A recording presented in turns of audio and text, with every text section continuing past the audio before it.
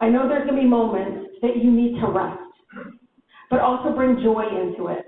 You know, put music into it, joy, march, make it, because joy is resistance too. Yeah. Yeah. And so make sure again you're taking care of yourself. It is. You know, I love that you guys are having so much fun with the signs. They're hilarious. I mean, even though your dogs have signs. So this is amazing, but this is the way to do it. But also take care of yourself. Show up for each other, but take care of each other. But also don't let them paralyze us. That's exactly what they want us to do. They want us to be paralyzed, fear, don't move, don't do anything.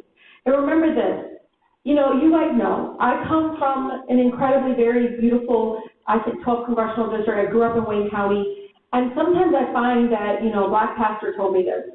I find that sometimes we're disconnected, and they built these institutes of disconnected. Our country is not divided. We are disconnected, right? We're not divided. We're disconnected. Connect with each other.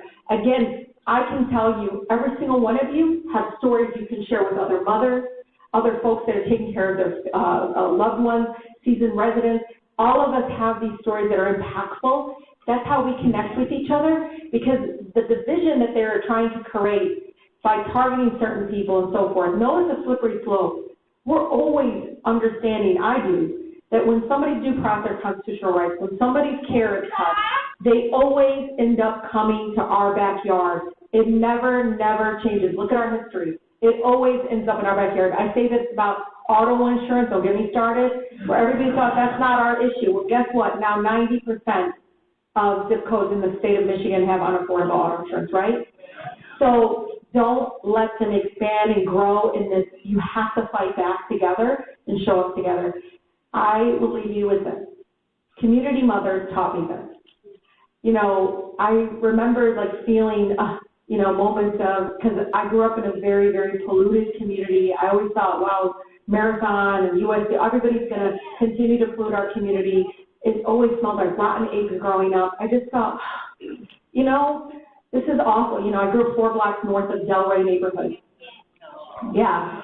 And community mothers remind me that we don't get transformative change because of who's in the White House or who's in Congress. We didn't get the Civil Rights Act because the President of the United States woke up one day and said, wow, that's a really good idea. Or we didn't get the right to organize unions because somebody in Congress said, let me introduce this bill, it's a great idea. It's when people organize in the streets and they demanded that change. You all have that power to move an institution like Congress that is broken. I'm there. I have a front row seat to it. People have access to them that will never ever, I mean, we constantly are trying to compete with it, right? I mean, look how many of them take corporate PAC money. They take money from the same people that are hurting their constituents.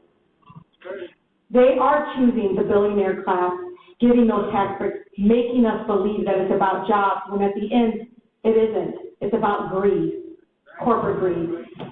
You all have the power to move this institution and move your member of Congress. And again, it inspires me to see this room full. This is how we, again, fight against this fascist regime that is there. And again, these are many people in my community who have really thought, God, I didn't know it was going to be this bad. I don't shame or blame. I said, you ready to join us in this fight?